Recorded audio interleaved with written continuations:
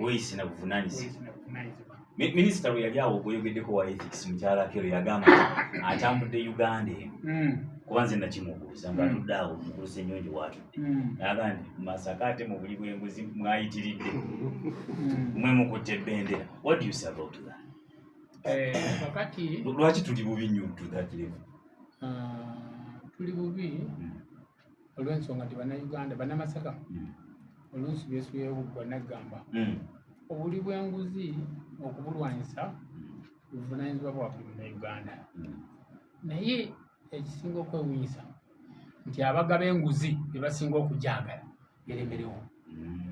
Wakati wano e Masaka abantu baagala okugaba enguzi newe kiteetaagisa.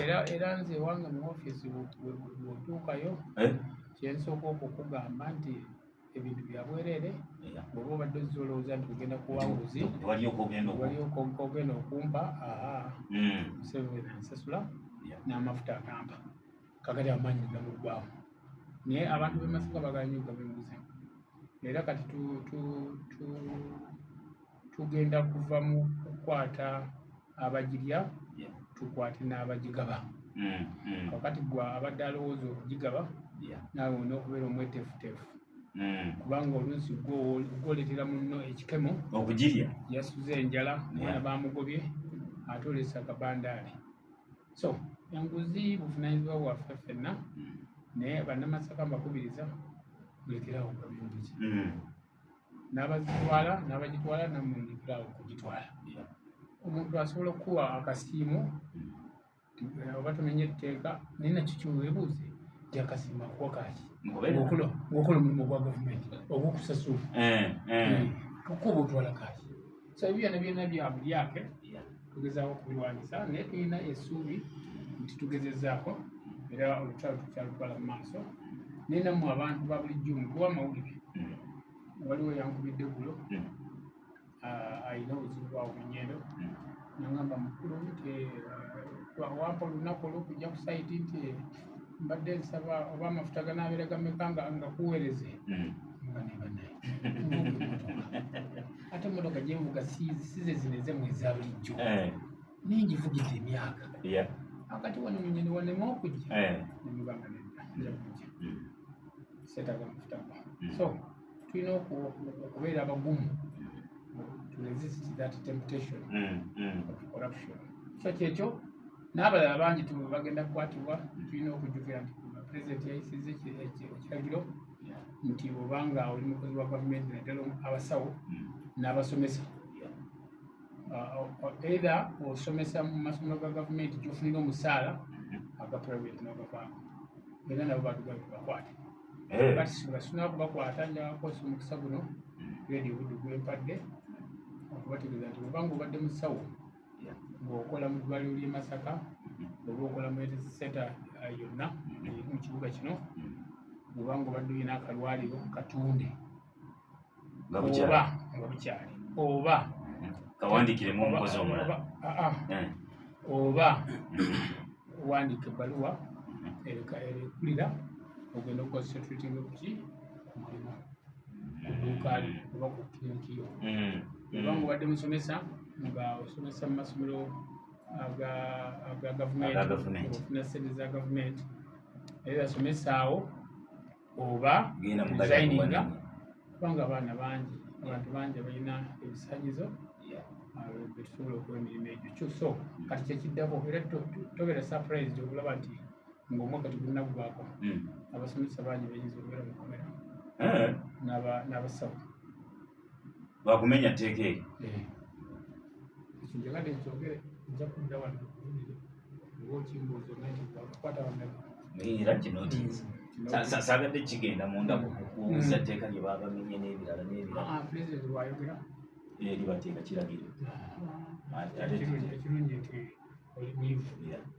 Oli ku radio Buddu era omuntu wa bulijjo eddakiika ziri 27 zezaagala kusaba ttaani ez'enkyaliro. Mukulu Ssenyonjo Emmanuel okuva e Kalungu mu studio mwali Mukulu Ssenyonjo tukwaniriza sooka obuzibu bwatuwuliriza. Neyanziza mukama wange Haji olw'omukisa guno ne platform gy'otuwa entakera era ng'omukulu bw'agambye siffe tusinga okutegeera naye libaddusu Katonda lyatuwanzeeko okubanga osobodde otulondobamu. Namusaako buli omu awuliriza Radio Buddu, radio y'omuntu wa bulijjo esensedde amasoso g'ebyalo mu kalungu yonna. Ssebo mukama wange bagiwuliriza era netiwaaka ewulikika bulungi. Nsooka okwebaliza ddala Dr. Segawa olw'omukisa guno gwe yatuwa n'okuba nga yasobola okusiga ensimbi mu kintu nga kino kisobola okutuusa eddoboozi lyaffe ku buli munnansi n'asobola okutegeera omulamu oguli mu ggwanga n'okusobola okumanya ebiri mu nsi yaabwe mwe batambulira. Amannya nga bulijjo Ssenyonjo Emmanuel MP2B Kalungu West Constituency. Tuzze okwongera okutematema ebigenda maaso mu ggwanga n'okwongera okutegeera programs ennyingi ennyo eziriwo gavumenti zereese okulaba nga munnansi emutereeza. Kalungu West oli musomesa? Yes sir. Ninganga jjukira nti oli musomesa. Sebo ndi musomesa. Omukulu wage wenda kukwatibwa. Nze nyinza obutabakoomwa abakwatibwa. Omukulu agambye oli mukwati. Nyinza obutabakoomwa kwabo abakwatibwa wabula ate naaliwagira abo abagenda okukwatibwa. Owagira okukwatibwa bakwatibwa. Olw'ensonga si nti gavumenti eremereddwa okuimplementinga kyerina okukola. Policies weeziri ezitaddewo era ennambulukufu. Amasomero ga gavumenti era njaga okutegeeza ku luno nakuuma ebigezo bino nadde n'ekigendererwa bino ebyakaggo ebyasiniya fera nakuumaawo kijja bweru. It is a government school. Naye facilities eziri mu masomero ga gavumenti private ntono nnyo ziyinza okugalingiza. Facilities zokka, laboratories buli kimu ziri well stocked, ziri well built. Ku mutendera gwe nnyini gw'omanyiddeko omuyizi gw'asobola okukola ki okusomera furniture waali abayizi. Naye kati ekibuuzo, gavumenti tewa muntu ataasoma mulimu. Ekyo tekiriyo. Kitegeeza the implementers ate nze ntera nnyo kibuuza abasomesa bannange bwe muba temunnagenda ku gavumenti payroll nga mukaaba bannange nzijewo akapayroll ka gavumenti, nzijewo akapayroll ka gavumenti. Lwaki wewe omala okubawa payroll muva ku mulamwa? Lwaki mwerabira mangu? Lwaki muva ku mulamwa? Kakati nze nsomesa arts naye mu arts fe abamu omukulu baataalowoozaako. Nze ekyo yes manye ensonga ze ngaffe kubanga we are liberal nga yirwali manye ensonga lwaki arts yaziconcentratingako naconcentratinga ku sciences. Yes ensonga yazidisplay naye omusaala ogwabongezebwa njogera ku ba gavumenti si ba private ne babongeza. Njogera ku ba gavumenti mu private gye bataayongeza bayongerera ddala okukola ewatali kubongeza. Mu gavumenti gye bayongeza siraba nnyo ne batongera mu maanyi. Era ssebo w'ekitiibwa Deputy RCC kyensaba gavumenti erivayizinga ekintu ekyo kubanga service delivery nafuyeemukko. Bongere monitoring nga mugenda kubasiba. Bongere monitoring lwaki omuntu afiira mu kavuyo kano ye muzadde n'omuyizi. Engeri yokka amakulu gokka ge tulina okuteeka ku mwana w'eggwanga asobole okukula is education. Kakati bw'abanga package gy'olina okumusibirira ku myaka gye egy'obuto gw'ogituddemu kubanga you have concentrated ku business yo. Bwebanga ddala kituufu yekufunira okusinga omulimu gwa gavumenti. Abaana bangi nnyo we bali bakaabira payroll. Abavubuka abato they are energetic, they are qualified, babawa emirimu bakole gwatagusobola kola ki kubanga ne gy'olaze era gavumenti yogwa platform okwongera okukola mu private sector ejja kuyambira eyo you concentrate osobola okula oleme kwonoona sector ya education. Muwagira babakwate basobole okwetereeza service delivery twagala nga etuuka.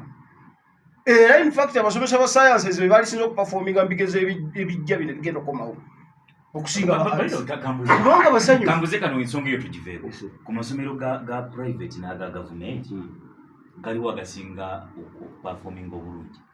Amasomero ga gavumenti performance ntunulidde UNEP. Tunulidde UNEP.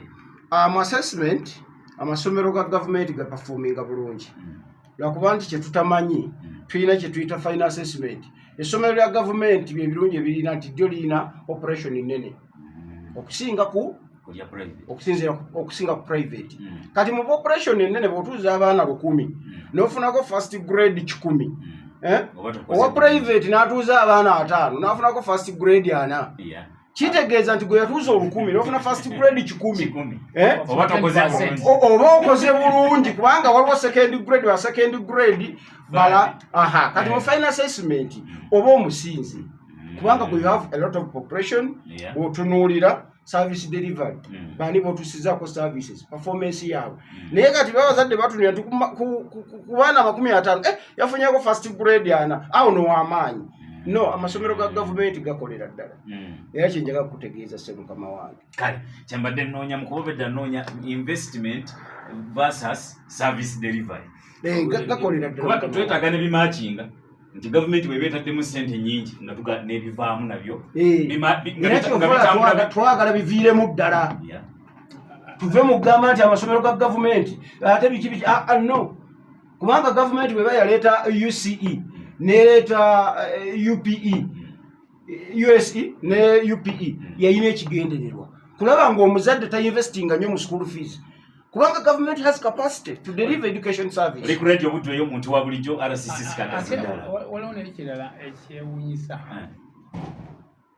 Abantu omuntu gwe bayita omuntu muzibu nnyo. Kakati bwe tweyongeza ssente z'abasomesa ba science. Ate kati abasaba okuwummula beeyongera. Ate ng'obutundutundu obunene ba science. Abagala okuwummula. Omanyi lwaki? Kakati bwe bakwata pen n'olupapula ne babala package gye bagenda okutwala ewaka. Sajja kati bwe mpumulira ku myaka gyange 5 ngenda kufuna miliyoni 600. Kati kampumule nga nkyalina amaanyi nfuna olukaaga. Kati batunulidde ekyo kya short term. Naye twasazeewo president yasazeewo naga nti bw'oba osazeewo kuwummula ogenda kuwummulira salary scale eri eyowansi n'omusala guli oguli nga sinakwongeza kubanga babadde bakifudde kazannyo kubanga omusomesa okutuuka okusomesa emyaka 2 mu ssomero oba ofunye experience ate nga gavumenti yegikuwadde kakati tuleeta omulala eyakava ekyambogo yakava emakerere ate ne tumuteekemu nankani ate n'okuligulutinga nako okutwala ssente so ekyo nakyo kyatwewuunyisizza nti abantu tebasiima kubanga bano aba artist baali badde bakolaki bakwatibwa obusungu bagandi ffe tebatwongezza naye ate bo bambi bakaayana bakola kati ate bo abasayansi baagala kufuluma nayo ddaerema eryawo eraga nti abantu oluusi olina kukola kituufu bwekyolaba nti kyekituufu naye abantu kibaagala kizibu nnyo katugende ku nsonga yaffe opposition eno oludda oluvuganya lwetemaatema kibongera maanyi kibanafu kakati kisinzira mu gwe bwokiraba kubanga ndi bwogamba bwogamba onalebo mpuuga nti okwetema nti okola ekibiina kyo oba onafuyiza nuupu oba onafuyiza opposition n'ogamba retired Kano Kizza Besigye nti naye kakati lwaki odda ekibiina kye watandika ne bakola kine n'okyawulako ekifi bakitematema obufiififi oba okinafu yayinza okuwa ensonga kakati ebyo byonna tugenda 2026 tulabe oba okutema obufiififi kyali kiwamaanyi oba kyali kinafuya naye ffe nga gavumenti tuga nti buli muntu baddembe kyobola nga luli ne Katumba oye naye yagenda ewabya bakama neyewandiisa era nanoonya akalulu kakati eyo demokolasiya bwe twaleeta buli muntu kasooka okukkiriza ebisaanyizo ng'oyingira ensiike so oyinza obutamanya lwaleero oba kibawa maanyi oba kibongera maanyi oba kibanafuya naye bo bennyini binyini bwe basobola okinnyonnyola obulungi abakikoze neffe ng'abatunuulizi tuga nti singa bongera ne bakolayo ebibiina ebirala ne bibeera bingi abantu babulijjo ne bafuna choice ekigendererwa kyaffe kyogenda mu multipartyism kiba kituukiridde. twabagamba tubeere mu movement abo bennyininyini baga nti movement omugendo nedda mutusibye tuli mukatukamu buli omu agende embuzi ku nkondo yaayo. Kati buli mbuzi buli lunaku kati embuzi bwezaala obwana busatu nga buli kana kagenda ku nkondo yaako n'obwana kabule kazaala busatu kagenda ku nkondo yaako. So tubasabira bongere okukola ebibiina okusinziira ku ndowooza zaabwe 2026 ejja tulamula. You are running away from the assessment I want you to make. Oli mukudduka mu nsonga gye njagala okube mu ttooki. Nkimanyi nti whatever, by the way, kinga bwe nali kusanti NRM y'amaanyi si y'amaanyi n'ongamba ekyo linda 2026 kati 2026 ino gye tugenda ofunira results. Kale tuli mu mid-term kangolesa olulimi lw'abasomesa nkuwadde mid-term opposition byeri mu kukola bigifuula y'amaanyi oba bijinafuya tonsindika mu PLO tuli nkuwadde mid-term bigifuula y'amaanyi awo kubanga buli omu agenze okutuukiriza endowooza ye. babadde batugamba nti gye bali ekavule mbu bali mu kkomera mbu kubanga nze simanyi kiriyo. Kati ideas zaali badde zibatwala entebe mu ntebe bali bazituulira kati tubeyawuddeko tukoze ekyaffe kaba kaboneka kalaga nti amaanyi tugafunye kakati bali ge baali batuulidde. So kibongera amaanyi era tubasabira bongere okufuna contrary to what you are saying kuba ogambye nti ekigendererwa kya NRM one Uganda bwe basaba nti buli mbuzi ku nkondo yaayo NRM nega nti bannansi bwe muntu bwe mugambye nti kale naffe katusigale nga NRM ye mujjukira twagana ne mu referendum. Yes. ne tufuna ebibiina nga kigendererwa kya NRM ekigendererwa kya NRM bwe kituukirira nga bannansi kye baagala ekyo nno kiba kiwa NRM enkizo kuba ekigendererwa kyayo kiba kituuse ng'ate bannansi kye baagala kitegeeza nti bannansi baba bajja kukyagala. Kati bano bwe bakola ebibiina ebingi baleetera NRM okutuukiriza ekigendererwa kyayo kati ate kibaweerawo enkizo bafuga b'amaanyi kiba kitegeeza nti whatever they are doing biyamba NRM okutuukiriza ebigendererwa byayo yesigala ey'amaanyi. abo boolaba bakola ebibiina ebyenjawulo they are part of redundancy. I agree. Bebamu kuba participatinga mu referendum. Bebamu ku balonzi. Era tikikwewuunyisa nga abamu balonda NRM.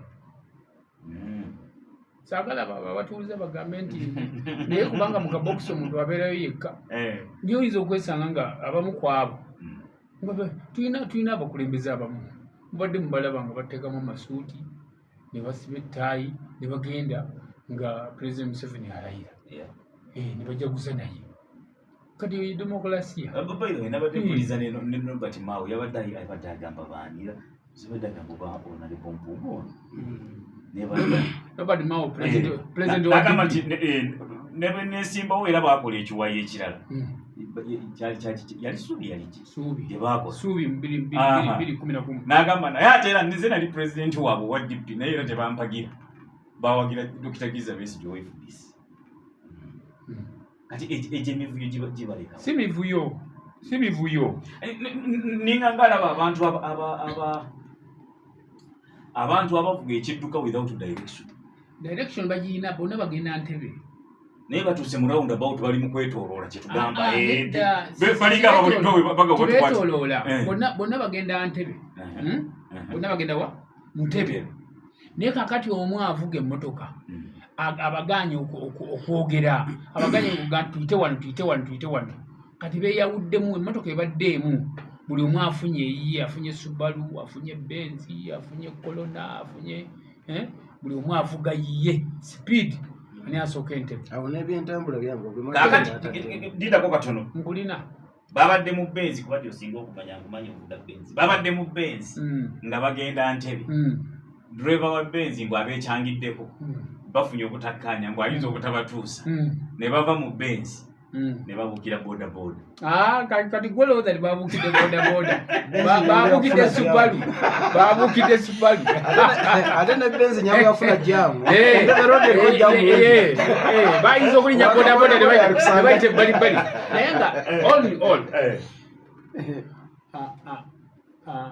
fenga eggwanga twagala buli muntu alina ekirowoozo ekiyinza okuweereza bannayuganda ng'olaba nti ono omukulembeze takituukiriza ng'ate takukkiriza kumuwa birowoozo bituufu amateeka n'eddembe lye twaleeta likuwa omwagaanya okukola ekintu ekikyo ekigenda okusobozesa okuweereza abantu bo kati bye bino byolaba bye bakola era babadde bayimba nti tuwonya obuwambe twadde sumenti babadde bawambe kakati buli omu ali mu motoka ye bavuga baddawa badde Ntebe kantwisitinga ekibuuzo kyange nkikolera upside down ndabe how you are going to answer it kiri mu interest ya NRM bano okweyawulayawula oba okwegatta interest ya NRM eri ludda interest ya NRM eri mu kweyawulayawula kwa opposition oba okwegatta kwawe titulinawo poliisi egamba nti tutandika okulowooleza bali abatuvuganya poliisi gye tulinawo nti tubawe omwagaanya balowooze nga bwe baagala manye oli drive oli muvuzi wa kidduka sayidimira ku motoka zaki zakulaba ekiva emabega zakulaba ekikola ekiva emabega kyokogedde zakulaba ekikuva emabega why are you concerned gogenda mu maaso you are accelerating ekikuva emabega ofaaki nakyo ayinza okutomera kati thank you very much ekitegeeza nti obeera ne interest you have a vested interest mu kiki ekiva emabegawo okitegedde ekiri mu maaso kati nammwe nga NRM mwena vested interest biki ebigenda mu maaso muba bavuganya interest yaffe kati gyenoonya eri interest yaffe enkulu yakulaba nti buli munnayuganda aluubirira okukulembera bannayuganda ng'alina policies ennungi azanje eri bannayuganda naye singa oyo munnayuganda akizuula nti wano ku leediyo Buddu banziyizza kibanzikiriza kgenda wali ku bbalaza kubuulira bannayuganda kyenjagala kukola eddembe limuwa ogenda okukola ekikye kati interest zaffe zakola nti mubaleke timubakwatako baddembe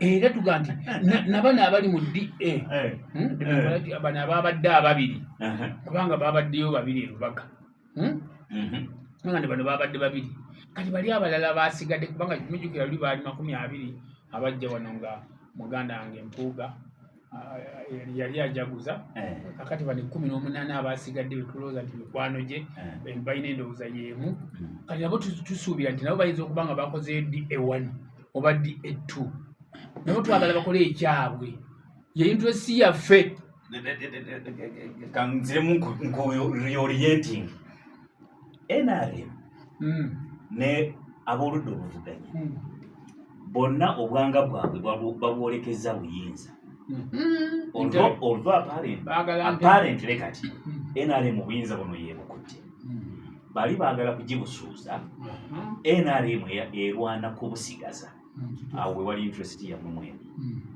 however NRM eno bweba etunuulira opposition interest yaayo si yeyo gyogambye interest yaayo eri biki bye bakola ebigenda okubaleetera okutusuuza obuyinza that's your interest kuba dinda kukatono ekibiina ky'ebyobufuzi kyonna interest yaakyo genda mu ntebe kugenda kufuna buyinza kubulemera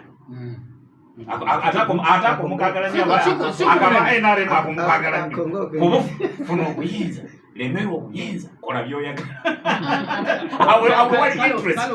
oluganda olukozesezza bubi lwanirira obuyinza bufune teekawo enkola ebusigaza si kubulemera kubanga okubulemera singa kwali kubulemera singa situteekawo okulonda si kubulemera ekikuteesaawo enkola ebusigaza kati oli mutuufu kiba ki kwagala kubulemera yanjawulo okulemera kubakozesa maanyi okubusigaza kubakozesa strategy kale whatever ekigendero ky'ebyobufuzi kufuna buyinza correct na kubusigaza good kati NRM obuyinza buno bwe twogerako ye bulina bali baagala kugibusuuza babukwakkule nabo bagende bafune bateeke mu nkola ebirowoozo byabwe kati NRM bwebe batunuulira ebatunuulira mu interest ya biki bye bakola ebinaabaleetera okutusuuza obuyinza so si kiri kyogambye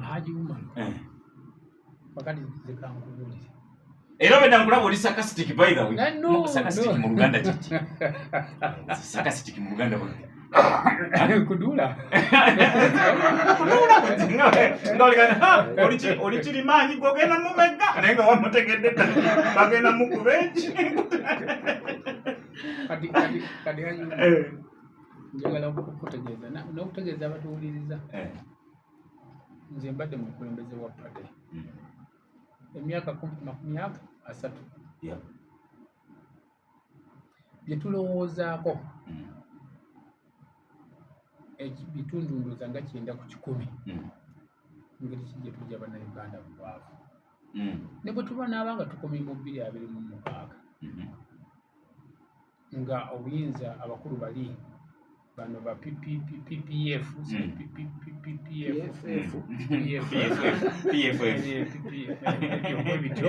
ddagala ly'amabwa kakati abwabwe nga bw'okyogedde bwe banaaba bututta 2026 twagala basange nga bannayuganda balina ssente kati interest yaffe yonna okutuuka okulowooza ku bitatugattako ndowooza tubiwa obudde butono era bw'ogezaako okugoberera nti President Museveni ennaku zino ali mu kutambula ggwanga lyonna ebyo tabyogera nako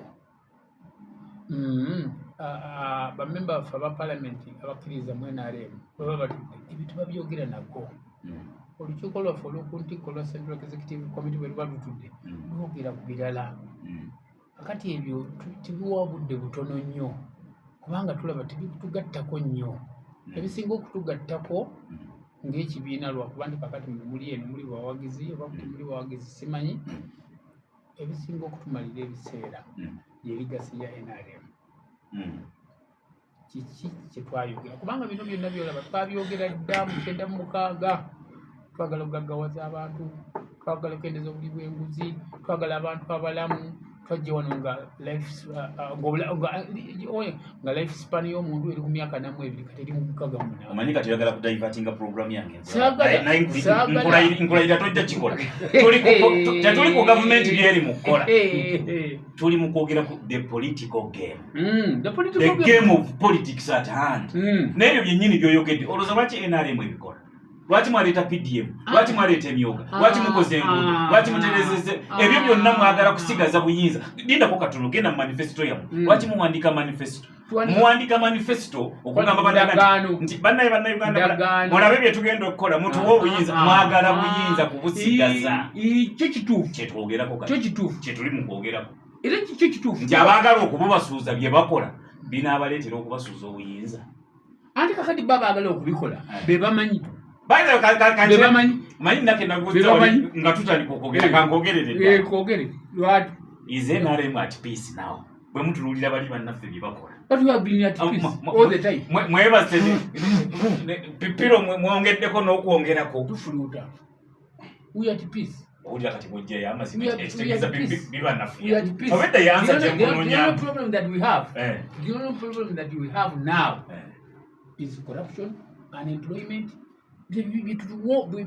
bye tulowoozaako bye bitutwalira obudde Tituyinza kutandika kulowooza ku bantu ababiri abatudde mu kisaawe ne bakola ekibiina.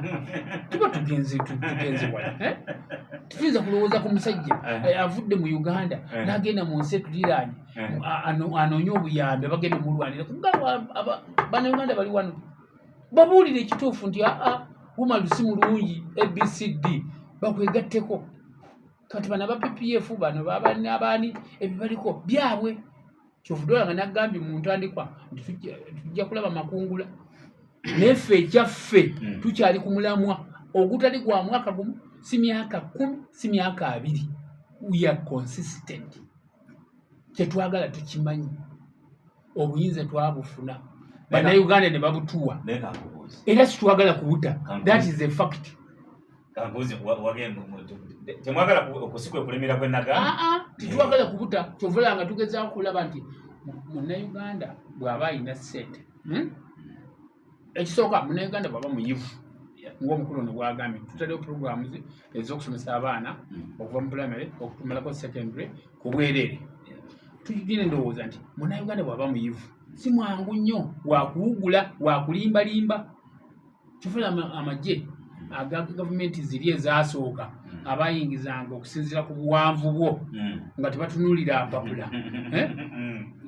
Ebyo tibyabulangamu. Kati ffe tutunuulira mpapula nti omusirikale yalibadde muyivu. You reason.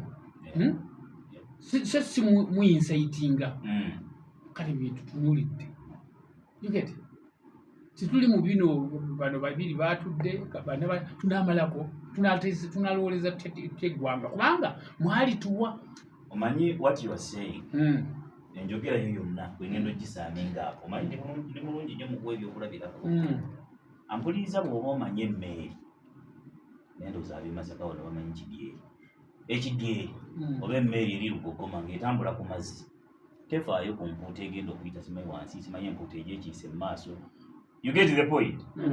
Egenda bugenzi kubanga it is insignificant. Kantuka engege egenda okuyita eziri maaso teyina kyekyusa ku ntambula ya kidyeri na this is what you are saying. Mukulu Katumba mwina opposition oba mwafera kati aje kitegeeza mwafera Bannayuganda. Aje ekigendererwa kyo lenko oyagala tufeeyo. Mwafera Bannayuganda nti mwina opposition nti nammwe kennyini mugiraba nti eri insignificant tebalemesana kwebaka nga bwolaba ekidyeri oba emmeeri bwetambula ku nnyanja tefaayo oba waliwo enkejje eziriwo. Nedda bampisa mbi naye singa emmeeri esanga emmeeri ginewaayo nga gyeteebeddemu bwetire nti zaalitomberekana zisiba avuga emmeeri afaayo. Mukulu nabana abantu boolaba bano ba PPF baani Mary mwe muli kupya mu Mary oba fayo nyo kulaba nti Mary yafennamu tujiwa kukoza service n'abantu bali bulungi. Niyo mazo tugamba nti mwe muli ku kimu ffe tugenda ku dookinga. Oba waliwo ebyenyanyi nti ayagala tutandika okufa ku bitaliimu tuleke ebirimu ebyokulaakulanya abantu. Tetugenda kudda mu kuwa bantu budde. Ketugamba oti emmeeri efe ku kyennyanja ekisala maaso. To be honest, kakati eddembe buli muntu wa ddembe okola kyayagala okukola. Kasaki nakati abantu batudde babiri basatu banywa kacaayi. Kakati nebawulira nti gavumenti ereeseewo ttanka. No. Nti ab'oludda oluvuganya bonna bye bakola n'ebigenda mu maaso. It is insignificant. It's none of anything that scares you. Kubanga era kiri mu ddembe lyateekebwa gavumenti eno. It's worthless. Bali mu ddembe lya It's worthless. It's worthless in the political struggle. No, ate twalibadde tubawandiisa ne tubagamba nti ate bino bizzeeyo tugenda ofuna emikono wano totuukiriza. Batuufu nnyo. Naye akakiripo ke nalaba. Naye Mukulu Katumba oli mubi nnyo. Nina akakiripo ke nalaba. Social media okuba n'abakola bu comment. omumbuti ng'akutte kino ekiti ekibanga effumu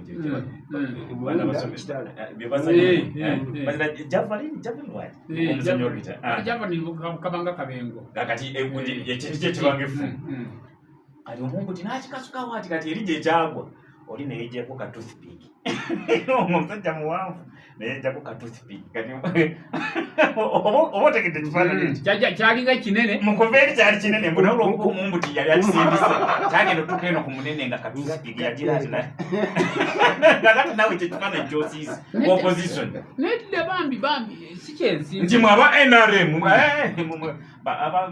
naye hadi to be honest gwe n'owulira nti gavumenti yawereza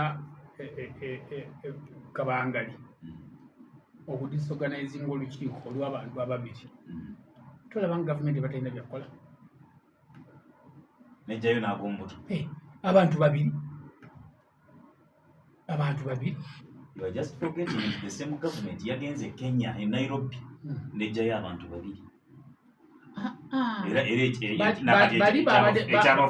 mbubagala gisuuza buyinza because that was the point kati bweba esobola okukola ekyo ekitegeeza byonna byobadde oyogera mukulu katumba obedde olimba mufaayo wano badde oli mukwekaza naye mufaayo bali bwe baafubutudde eri babadde tebagenda kujjako gavumenti kyokka babadde bagenda kutawanya n'eddembe ly'Abannayuganda yenjawulo nti wano babadde peaceful batudde banywa akacaayi bategeeza Bannayuganda nti fe tugenda kukyusa Uganda otandika okunywa amata nga togaguze buke ku makya nga ssente mu nsawo y'omwezi nga tokoze babadde batudde wali erubaga kakati oli yatayagala kuleeta nkola yakuyiwa musaayi yenjawulo kakati fe situwagala bitawanya Bannayuganda bujjangu oyogere owepulogulamuzo abantu bakuwaka Bannayuganda mubafuze bubi muli awo mutututiza ate tutya okubakiriza ne mugira oyapuliza oli ku radio bulijjo Assistant Arasisona ine okuvunaanyizibwa obulala bwagenda okukola tujja kumukomya wano ate tugenda kuwumulamu katono nnyo bwe tunakomawo tujja kujja ne mukulu Ssenyonjo ate tweyongereyo lwova ku radio Buddu eyo omuntu wa bulijjo Katunzi.